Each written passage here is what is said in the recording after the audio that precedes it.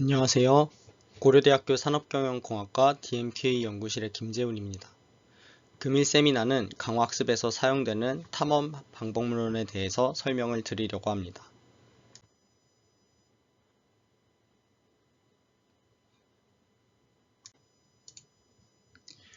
먼저 강화학습에 대한 기본적인 개념을 빠르게 살펴보겠습니다. 강화학습은 기본적으로 주어진 환경에서 설정된 보상을 최대화하도록 순차적인 의사결정을 진행하기 위한 모델인데요. 강화학습을 구성하는 세 가지 요소에는 상태, 행동, 보상이 있습니다. 좀 더 쉬운 설명을 위해서 팩맨을 예시로 들어보겠습니다. 이때 팩맨은 의사결정을 수행하는 에이전트에 속하고 이 유령을 피해서 최대한 많은 노란색 네모를 먹어서 최대한의 점수를 올리는 것이 목표입니다.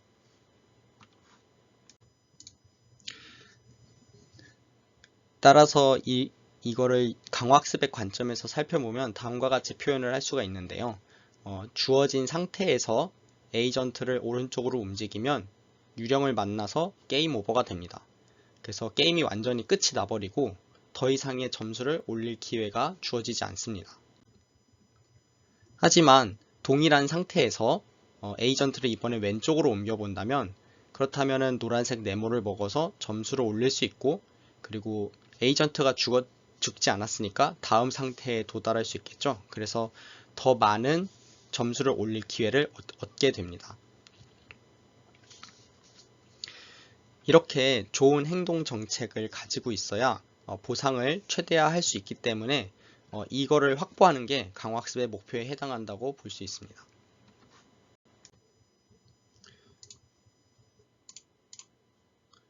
좋은 정책을 만들기 위해서는 일단 환경에 대해서 잘 파악을 하고 있어야 되는데요. 이와 관련된 문제 중 하나가 탐험 착취 간의 딜레마입니다. 탐험은 환경의 불완전한 정보를 해소하기 위해서 정보를 수집하는 행위를 의미하고, 그리고 착취는 확보한 정책을 기반으로 보상을 최대화하도록 행동하는 것을 의미합니다. 그렇다면 탐험이 왜 필요할지 예시를 통해서 알아보겠습니다. 다음과 같이 상황이 주어졌다고 가정을 해보겠습니다. 현재 저희는 3번과 4번 스테이트에 대해서는 아직 탐험이 이루어지지 않았기 때문에 어떤 상태인지를 전혀 모르는 상황이고, 스테이트 1, 2, 5, 6에 대해서만 파악을 하고 있는 상황입니다. 그래서 우선 알고 있는 정보를 기반으로 살펴보았을 때에는 보상을 최대화하는 방법은 스테이트 1을 방문하고 그 다음에 스테이트 6을 방문하는 것입니다. 그래서 단순히 그리디한 정책을 가진 에이전트라면 해당 경로만을 방문을 해서 보상을 최대화하고자 할 것입니다. 하지만 실제로는 스테이트 1을 먼저 방문하고 그 다음 스테이트 4를 방문하는 것이 가장 큰 보상을 주는 환경일 수도 있습니다. 이러한 이유 때문에 강화학습에는 탐험이 꼭 필요합니다. 당장은 무의미한 상태로 보일지는 모르겠지만 사실 좀 더 탐험을 함으로써 더 큰 보상을 가져올 기회를 만날 수도 있기 때문입니다. 그래서 탐험과 착취 딜레마는 에이전트가 행동을 취할 때 알고 있는 정보 내에서 최대한의 보상을 얻을 수 있는 행동을 선택을 할지, 아니면은 이렇게 새로운 기회를 찾아 나설지 매 순간 결정을 해야 되는 것을 의미합니다. 환경의 정보를 수집하기 위한 기본적인 탐험 방법론 중 하나는 입실론 그리디 방법론이 있습니다. 기본적으로는 주어진 정보 내에서 큰 보상을 주는 행동을 위주로 선택을 하지만 사용자가 부여한 입실론만큼의 확률로 임의의 행동을 선택하게 함으로써 이제 가보지 않은 상태에도 도달할 수 있게 하는 것입니다. 매우 단순해 보이는 방법론이지만 꽤 좋은 탐험 성능을 보이기 때문에 강화학습에서 기본적으로 쓰이는 탐험 방법론 중 하나입니다. 하지만 환경의 규모가 점점 커지고 복잡해지면서 더 고도화된 탐험 방법론을 필요로 하게 되었는데요.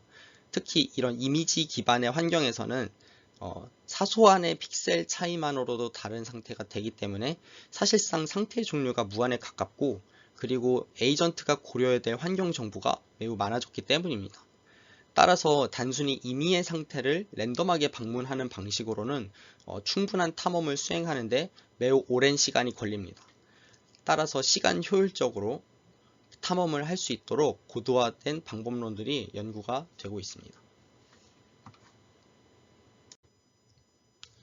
앞서 말씀드렸던 탐험의 이런 비효율성은 보상이 매우 희소하게 주어지는 상황에서는 문제가 더 두드러지는데요. 이를 하드 익스플로레이션 프로블럼이라고 합니다.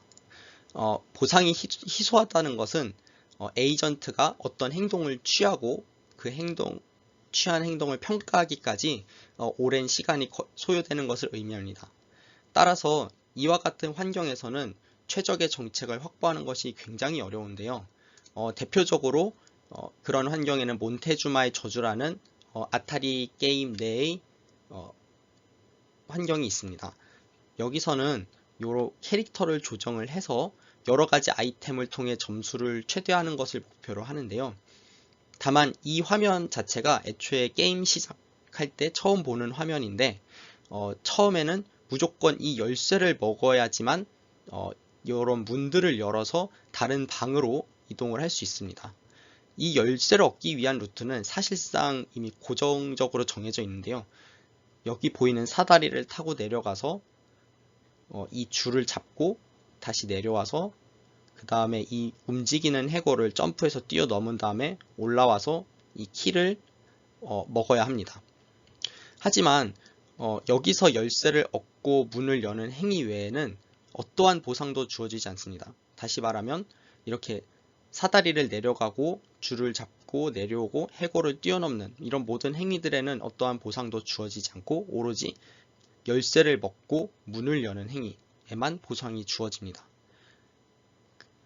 설령 심지어 운 좋게 열쇠를 얻고 문을 열어서 다른 방으로 이동을 했다 하더라도 이 시작 방처럼 키와 도어가 한 군데에 있는 경우는 없고요. 이렇게 다른 방에 키가 있거나 다른 방에 문이 있어서 보상을 받는 것이 더더욱 어려워집니다. 이처럼 피드백을 얻기까지가 굉장히 어렵기 때문에 단순히 입실론 그리디 방법론을 사용해서는 이 해당 환경에서 좋은 점수를 얻기가 어렵습니다. 그래서 실제로 강화학습의 가장 기초적인 방법론 중 하나인 DQ에는 실제 논문에서도 이 몬테주마의 저주 게임에서는 아무런 점수를 얻지 못하였다고 발표를 하였습니다. 또 다른 문제는 환경의 랜덤성이 강한 요소가 있는 경우입니다. 여기 보시는 것처럼 무작위의 그림이 나오는 TV가 나타나자 에이전트의 시선이 고정되어 버리는 문제가 발생을 합니다. 이 문제는 고도화된 탐험 방법론을 연구하다가 발견된 문제이기는 해서요. 그래서 이거는 뒤에서 보다 자세히 다루도록 하겠습니다.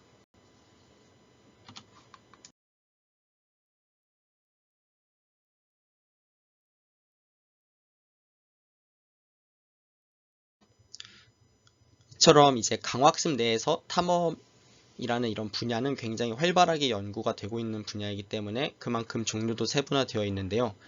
저희는 환경에서 주어지는 보상이 아닌 모델 자체에서 생성된 보상을 함께 활용을 해서 탐험을 수행하는 방법론에 대해서 알아보고자 합니다.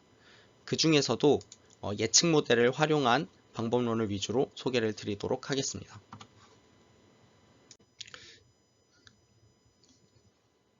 그래서 저희가 사용을 하고자 하는 것은 이 intrinsic word인데요. 기본적으로 RL은 액션과 스테이트 리워드만을 사용을 합니다. 이때 리워드는 이제 환경에서 제공되는 리워드인데요. 이 리워드를 저희는 이제 extrinsic reward라고 이름을 짓겠습니다. 그래서 이 intrinsic reward는 앞서 말씀드렸듯이 모델에서 생성되기 때문에 이를 생성하기 위한 모듈이 필요를 하고요. 여기서 발생한 intrinsic reward가 extrinsic reward와 더해져서 에이전트에 제공이 되고 이를 통해서 모델이 보다 더 새로운 상태를 찾아 나설 수 있도록 유인을 제공하게 됩니다.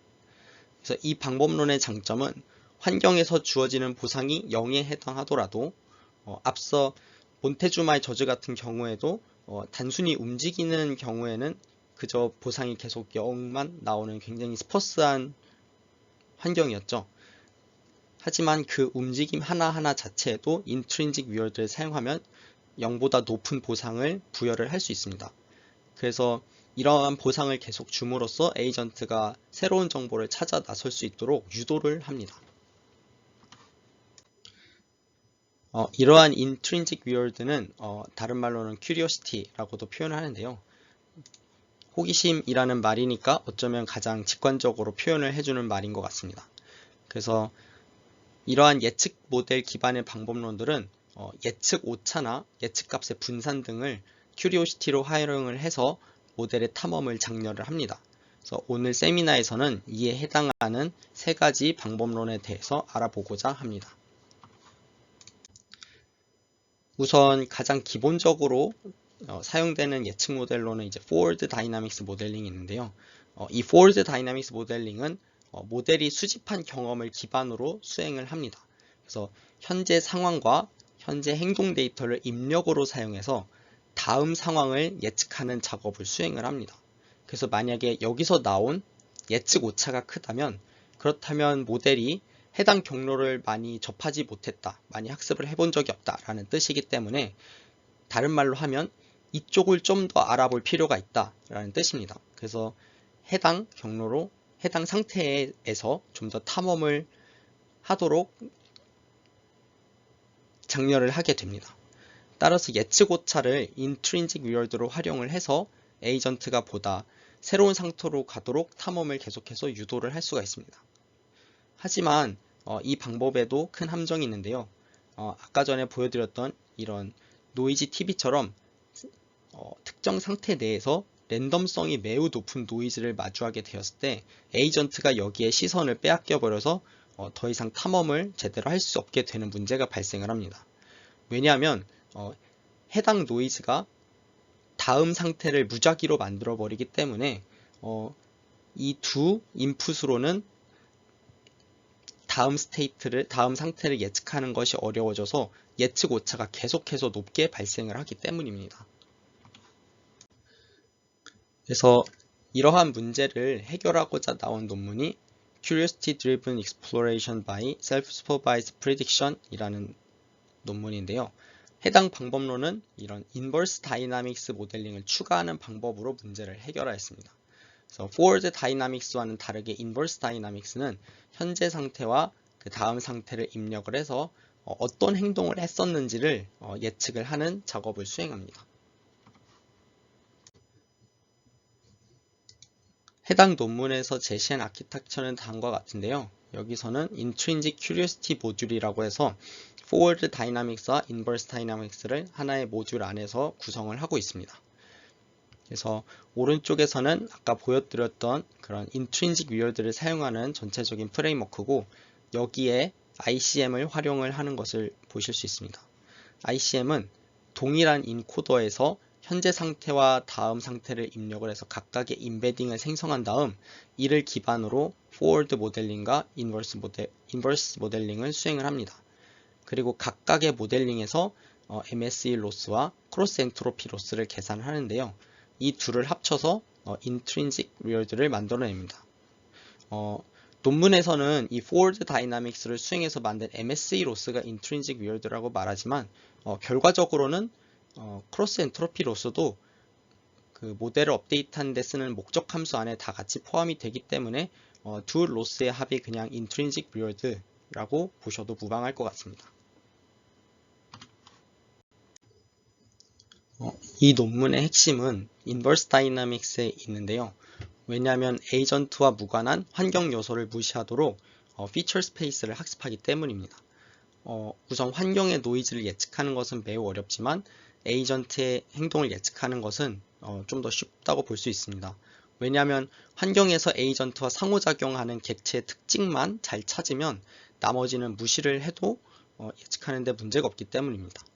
따라서 해당 학습을 통해서 노이즈 정보가 줄어든 특징 공간을 확보를 하게 되고 이 안에서 Forward Dynamics를 수행하기 때문에 에이전트가 노이즈의 영향을 받는 것을 좀 더 완화할 수 있게 됩니다. 이제 해당 논문에서는 이런 TV 노이즈 문제를 앞서 보여드렸던 노이즈 TV와는 좀 다르긴 한데요. 이러한 화이트 노이즈가 포함된 환경으로 보았습니다. 그래서 영상의 게임은 이제 울펜슈타인이라고 해가지고 미로를 탐험하면서 적을 처치하는 게임인데요. 프레임에 이런 무작위 패턴의 화이트 노이즈를 계속해서 발생을 시켰지만 에이전트는 이에 영향을 받지 않고 이렇게 잘 탐험을 하는 것을 확인할 수 있습니다. 실제로 인버스 다이나믹스를 제외하고 실험을 수행했을 때는 이 초록색 그래프가 이제 인버스 다이나믹스를 없을 때 한 거고, 이 노란색 그래프가 인버스 다이나믹스를 포함했을 때의 성능인데, 확실히 포함했을 때의 성능이 더 높은 것을 확인을 할 수 있습니다. 네, 그 다음에 이제 소개드릴 논문은 이제 Large Scale Study of Curiosity Driven Learning 이라고 해서요. 이거는 앞서 소개를 드렸던 Intrinsic Curiosity 모듈을 보다 다양한 세팅에서 실험한 연구입니다. 이전에 소개드렸던 논문에서 저자들이 매우 흥미로운 결과를 하나를 얻었는데요. 그것이 뭐냐면 환경에서 주는 Extrinsic Reward를 전혀 받지 않고 단순히 Intrinsic Reward만을 사용했을 때에도 모델이 뛰어난 성능을 발휘하는 것을 이렇게 발견한 것입니다. 해당 슈퍼마리오 영상은 환경에서 주는 Extrinsic Reward는 전혀 사용하지 않고 탐험을 목적으로 사용을 했던 Intrinsic Reward만을 사용해서 학습한 결과입니다. 보시는 것처럼 마리오가 버섯도 잘 피하고 점수도 얻어가면서 움직이는 것을 확인을 할 수 있습니다. 다양한 이유가 있지만 간단하게 말씀을 드리면 일단 만약에 게임 에이전트가 이게 왜 되냐면 에이전트가 게임 오버를 당하게 되면 초기 상태로 돌아가게 됩니다. 하지만 초기 상태는 이미 모델이 여러 번 경험을 한 상태일 수도 있기 때문에 더 이상 그쪽으로는 흥미가 없기 때문에 큐리오시티가 높지 않아서 이쪽으로는 오려고 하지 않습니다. 따라서 최대한 게임 오버를 안 당하려는 그러한 성질을 갖게 되고, 그리고 탐험을 하면서 에이전트가 다양한 스킬셋을 얻을 수 있는 기회를 많이 얻기 때문에 이렇게 잘 작동하는 것으로 볼 수 있습니다. 그래서 해당 연구에서는 이에 대해서 다양한 실험들을 진행을 했는데 그 중에 하나는 어떤 특징 공간을 학습하는 것이 탐험에 가장 효과적인지를 알아본 것입니다. 여기 보이시는 IDF는 사실 ICM에서 수행한 것과 같은 인버스 다이나믹스를 활용한 것과 완전히 동일한 세팅이고요. 여기서 주목할 방법은 랜덤 피처를 사용할 경우라고 볼 수 있습니다. 그래서 이에 대한 내용은 뒤에서 다시 알려드리겠습니다.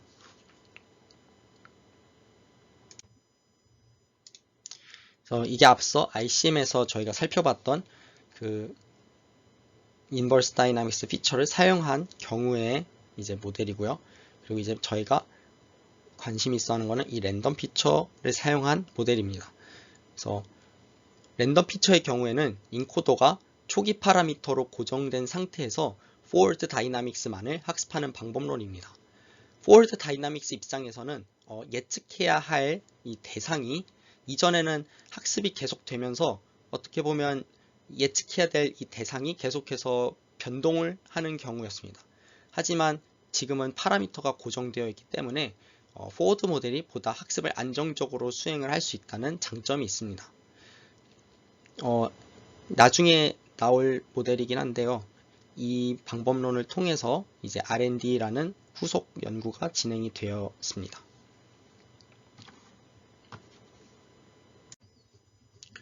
이제 여기서 보이시는 성능 그래프는 이제 에이전트를 Intrinsic Reward로만 학습을 한 다음에 Extrinsic Reward로 성능을 평가를 한 그래프입니다. 놀랍게도 랜덤 피처를 사용한 모델이 다수의 그래프에서 꽤 좋은 성능을 보여주고 있고요. 그리고 특히 주목할 점은 이 몬테주마의 저주 게임에서 압도적인 성능을 달성했다는 점입니다. 이전 슬라이드에서 제가 몬테주마 저주 게임을 소개할 때 DQN 같은 경우에는 점수조차 내는 걸 실패하였고 현재 그리고 여기서 보시면 노란색 그래프가 이전에 나왔던 모델인 ICM에 속하는데요. 이 ICM도 이 몬테주마의 저주에서는 전혀 힘을 쓰지 못하는 것을 확인할 수 있습니다. 하지만 랜덤 피처 같은 경우에는 다른 방법론에 비해서 굉장히 높은 성능을 달성을 하였습니다. 그리고 앞서 제가 초반에 보여드렸던 노이즈 TV 문제가 사실 이 논문에서 제시가 된 문제인데요.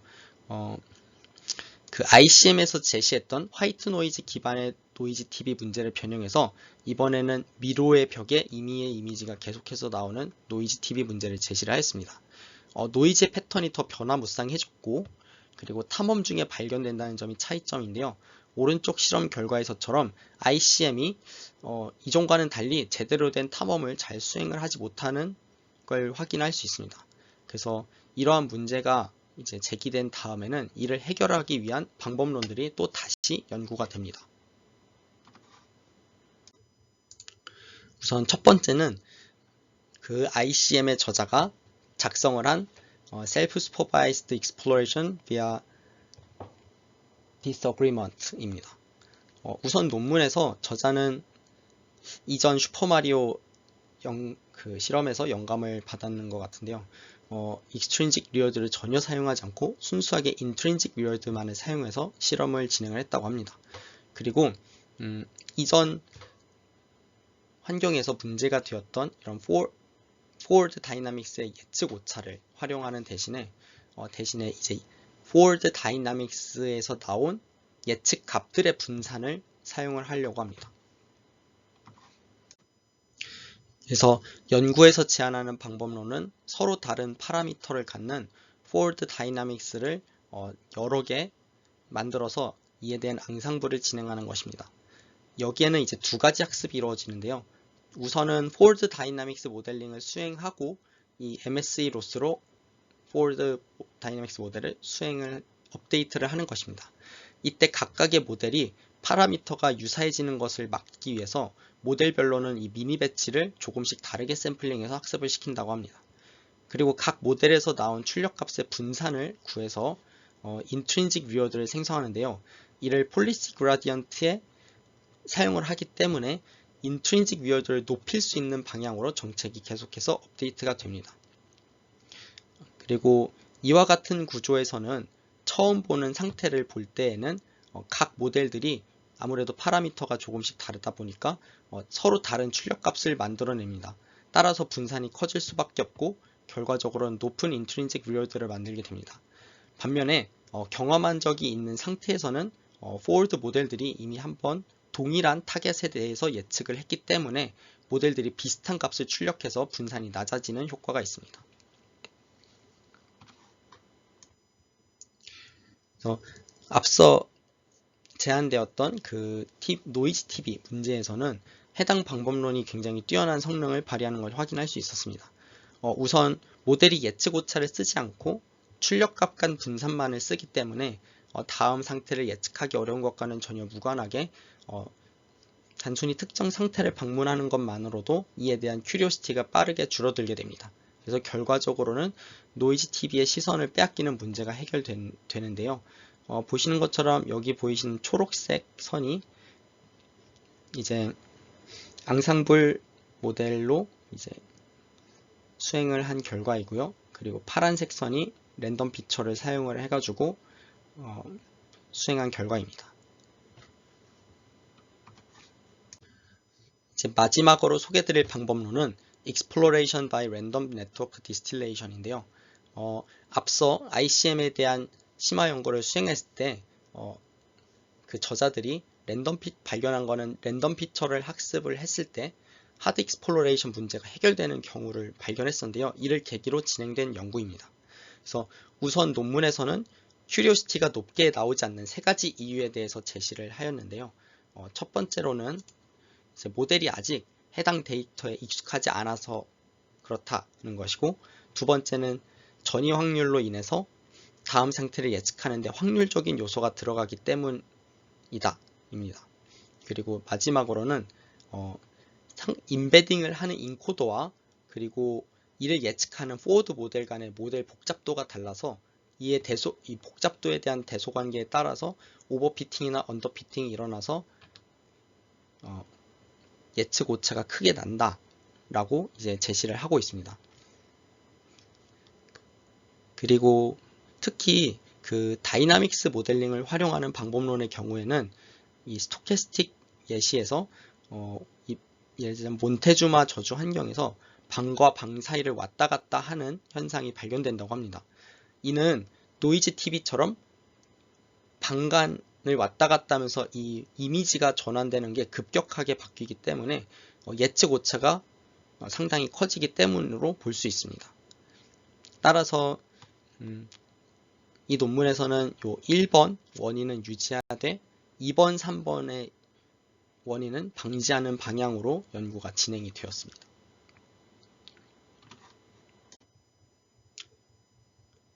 여기서 R&D는 동일한 아키텍처를 가진 두 개의 인코더로 이루어져 있습니다. 그래서 하나는 타겟 네트워크로 파라미터가 초기 값으로 고정되어 있어 랜덤 피처를 출력하는 역할을 수행을 합니다. 다른 하나는 프레딕터인데요. 파라미터 업데이트가 가능하고 타겟 네트워크에서 나온 랜덤 피처를 예측하는 작업을 수행을 합니다. 이를 통해서 원인 2와 3을 해결할 수가 있는데요.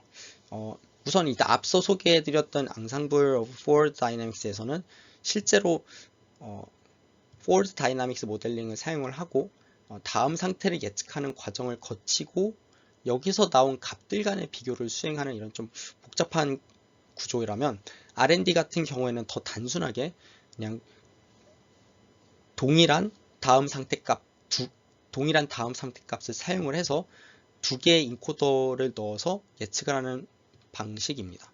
그래서 따라서 동일한 시점의 데이터를 사용을 하기 때문에 이때의 예측은 전이 확률과는 무관하게 확정적인 특징을 짓습니다. 따라서 원인 2를 해결을 하게 되고요. 원인 3 같은 경우에는 타겟 인코더와 프리딕터가 동일한 아키텍처의 인코더를 사용하기 때문에 모델의 복잡도의 차이에서 발생하는 문제를 방지할 수 있습니다. 그리고 마지막으로 이제 R&D 역시 자주 보는 데이터일수록 처음에는 이 랜덤 피처를 잘 예측을 못하겠지만 이 랜덤 피처는 결국 고정적인 값을 계속해서 내뱉기 때문에 프리딕터가 시간이 지나면 지날수록 자주 본 데이터의 랜덤 피처는 잘 예측을 할 수 있게 됩니다. 따라서 이 MSE 로스가 낮아지기 때문에 이를 인트린직 리월드로 활용을 할 수가 있습니다.